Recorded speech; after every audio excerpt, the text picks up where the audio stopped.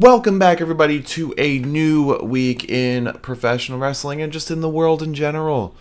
So, let's jump into the best that this week has had to offer in terms of professional wrestling. This is going to be the top 10 matches of the week, as well as the show of the week, and what you definitely should have checked out this past week. So let me start off by going through the shows that I watched this week. I watched 6. Very busy weekend for me, so I wasn't able to watch 7. I like to watch 1 a day. But these are what I was able to watch. I watched NXT, Dynamite, King and Queen of the Ring, Marigold Fields Forever. That's the new Rossy Ogawa show. Raw and Double or Nothing. So the 2 big pay-per-views I was able to watch: the new Rossy Ogawa and Raw, Dynamite, and NXT.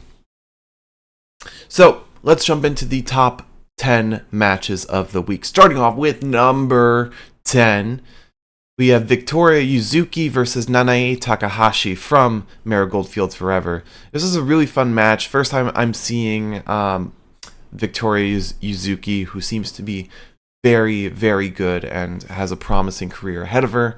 And this was definitely one of the best introductions to a show that I kind of could have seen. Number 9 from WWE Raw in the King of the Ring tournament. Yes, another addition into the amazing King of the Ring tournament is Jey Uso versus Gunther, where Gunther picked up the win in another controversial match in this tournament. Another one where the community was kind of torn on giving it crap for the outcome of the match. I'm personally happy with the outcome. I would have been happy either way. I love Jay. I love Gunther. Both deserve to be in this position. I mean, after the match we got at King and Queen of the Ring, sorry. I don't think this disappointed at all. Next, number 8 from Double or Nothing, we have Jon Moxley versus Konosuke Takeshita for the IWGP World Heavyweight Championship Eliminator. This was a ton of fun. Nobody could have doubted that this match would have been fantastic. You have Jon Moxley, who is always like in my top 5 wrestlers of the year, and Takeshita, who, is a bout machine. And put them at a pay-per-view, you've got gold. And this was no different. All right, number 7, again from Double or Nothing, we've got the Anarchy in the Arena match, the Elite versus Darby, Danielson, and FTR. This was chaotic. This was a blast. I do think the beginning, kind of like the first third of the match, was, kind of just meandering. A lot of it was just walking around the arena, going all over. When they were actually able to focus in on either in the ring area or on the ramp and the stage was when it was at its best. But before that, it just felt like meandering. And there were a lot of moments where they were clearly just like, nobody was really attacking each other, and they were just walking through the crowd, just following each other to get back to the ring. But it was still insane. I mean, Jack Perry got lit on fire. It was implied that Darby got hit by a bus. It was just out of control. And it was a great finish, too. I mean, he had Darby suspended by his ankles. And it was just insanity. It was amazing. Next up, number 6 from King and Queen of the Ring, Gunther versus Randy Orton. Like, oh my god, this match was ridiculous. I wasn't a fan so much of the finish, though, because Randy's shoulder was very, very much up. But up until that point, it was a fantastic match, and potentially my match of the night for King and Queen of the Ring. Alright, next up from Double or Nothing, once again, Adam Copeland versus Malachi Black for the TNT Championship in a barbed wire steel cage match. This match was outstanding. I loved this match a lot. Although I do think Malachi should have won. The execution of this match was awesome. And the two guys were just absolutely ruthless to each other. You had the fake out of Brody and Buddy switching to side with Copeland. The reveal of Gangrel was awesome, him emerging from the ring. Malachi tried to stab Copeland with like that giant pipe wrapped in barbed wire. Ooh, the whole thing was just ruthless and brutal and out of control. I loved it.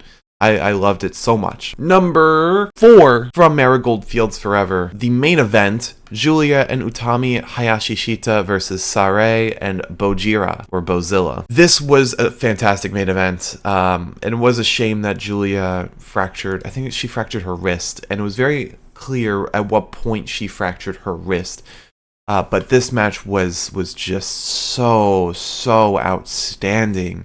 And I really hope that we do get the singles match between Giulia and Sarray, because my God, those two are going to put on a barn burner. And this match was just absolutely fantastic. It was gold.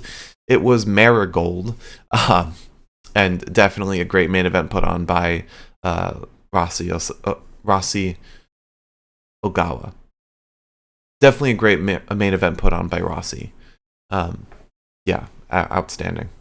And my first match that I'm seeing of Bozilla, and she's awesome. Put her in the right environment, and she's gonna look like a star. All right, next up, number 3 from Double or Nothing, World Championship match between Christian Cage and Swerve Strickland. My God, you put Christian Cage with the right opponent, and he is going to make sparks fly. This match was awesome, and continuation of Christian Cage being on the run of his life, of a run of his career. All right, next up, number 2 from Raw in the Queen of the Ring tournament, Lyra Valkyria versus Io Sky. Goddamn, these guys put on an amazing match. Like, truly phenomenal. This match was awesome, and just on a Raw too.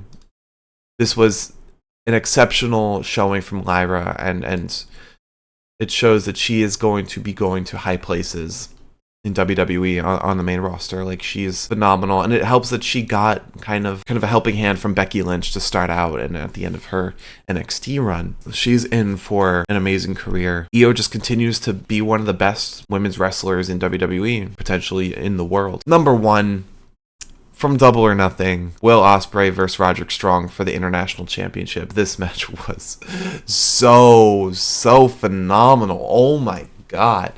I mean, Will Ospreay is my favorite wrestler in the world, bar none.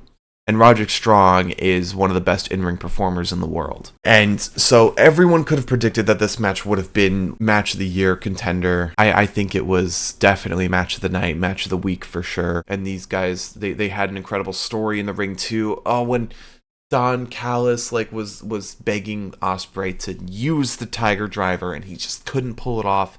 Continuing that storyline of Ospreay banning that move, giving it up for the sake of not injuring his opponent, and Roddy doing whatever it takes to get the win.